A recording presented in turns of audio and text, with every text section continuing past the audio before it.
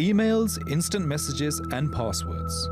Meltdown and Spectre could get hold of many secrets stored on devices worldwide.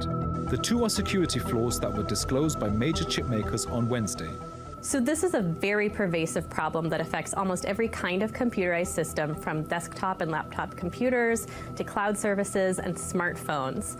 It affects almost every kind of Intel processor made since 1995, and it also affects some processors made by ARM and AMD. While Meltdown is specific to chips by Intel, Spectre affects nearly all computer chips made by Intel, AMD, and ARM in the last decade. The companies supply nearly the entire global computer market. Intel confirmed the flaws could allow hackers to steal information from computers, phones, and even the cloud. The news has sparked a sell-off in Intel stocks by investors. Shares have fallen more than 4% over 2 days. Digital giants such as Microsoft, Google, and Amazon have already rushed out updates to eliminate the bugs. And after remaining silent for a day, Apple warned all its Mac and iOS devices were affected. The company already made a fix for Meltdown and said it would release a patch for Spectre soon.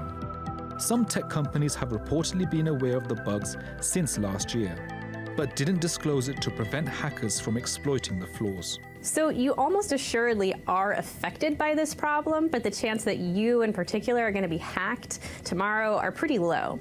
So there aren't any known instances so far of attacks that have used this flaw, although it's really hard to know just how many times this might have been used in the past. So what should you do if you think your computer is affected? The best way to take care of this is to implement any patches that Intel, ARM, AMD, or any of these other companies are putting out, and also just to observe really good hygiene on the internet, because hackers actually have to download some malicious software onto your computer in order to take advantage of this flaw. While updates and good cyber hygiene may fix the problem for now, finding more secure ways to store personal data could be more important for the future. Usmaan Lone, TRT World. And joining me from New York is Santosh Rao for more on this. He's the head of research at research firm Manhattan Venture Partners. Welcome back to Money Talk, Santosh. Great to have you. Look, I think one person on this planet who probably is safe is my aunt. I think she still has a computer from 1993. But let's get one thing straight. There have been no known hacks that we know of, or could there have been some that we don't know of? Yeah, thanks for having me. Like you said, there are no known hacks as yet. This was supposed to be very secretive. The word got out. These guys, the chip makers, knew about this a few months back or maybe a year back. So it just got ahead of them. Right now, there is no risk to anything until we hear about something, but don't know any big one, any damage done so far. This might spark some people, some bad guys, to come in and explore some opportunities to kind of cause some havoc. But as of now, I think the chip makers and everyone are on top of it. They're putting out patches. Everyone needs to put that patch in, update their software to protect themselves. Okay, we are being told that updating the software is going to fix all of this, but is that going to be sufficient, or could we need more drastic changes to our equipment? Yes, I think this gets down to the question of there's a race going on between the bad guys and the good guys, so to speak, and it's going to be an ongoing battle. What's happening is the chip makers, the chips were pretty safe for a long time. Now, because there's some space issues, so they're trying to pack too much into the chip, and like they say, the speculative, the technical term for that, that part of the chip is really causing this problem. I think they need to fix that. They need to stay ahead of the bad guys.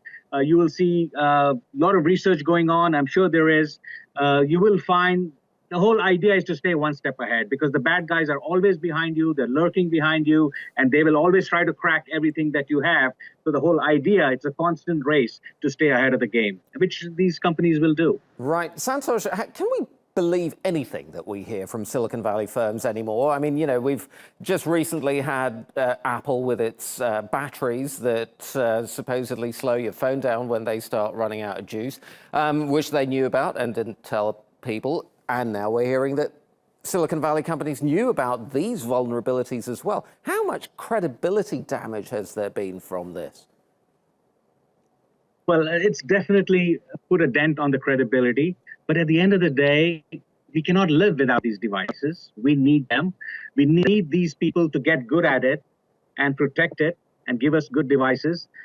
We cannot live without it. So there's no place else to go. So I think you will see that there will be demands on them. Ultimately, we are the ones who are forcing them to come up with these innovations, come up with these devices. And so we really can't accuse them of anything. They're just trying to keep up with the demand. And in the rush, they might make have some slips here and there. But overall, I think they're doing a good job. We are happy with our devices. No one can live without it. It's raised our quality of life. So you're quite happy with your devices, I presume, Santosh? Yes, I am. I have no complaints. I haven't been hacked as yet, so I don't know yet. But I think overall, you will see that people are happy. They will, and the companies will make good on any damage done. You have to protect yourself. Okay. Make sure you have all the antiviruses. So all those things you have to play your part in this whole thing. Take care of yourself. Because there are bad guys lurking around you. Absolutely. Santosh Rao, thank you very much indeed.